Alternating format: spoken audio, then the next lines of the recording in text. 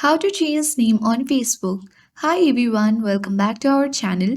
This is Rose and to change your Facebook name on both iOS and Android, follow this simple step. First, open Facebook app on your Android device or iPhone. Navigate to three-line menu icon at top right corner.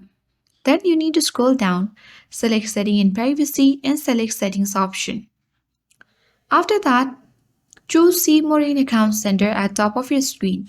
Select your profile and choose your Facebook account. Choose name and here you can easily delete your first name and rename it.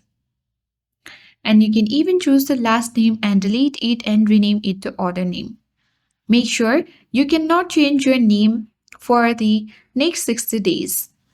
Afterwards, tap on Review Changes and your name will be changed. So, make sure you add the name according to the Facebook policy. So that's all for today. I hope this guide was helpful. If it was, then do like, share, comment, and don't forget to subscribe. Thank you for watching, and I'll see you in the next video.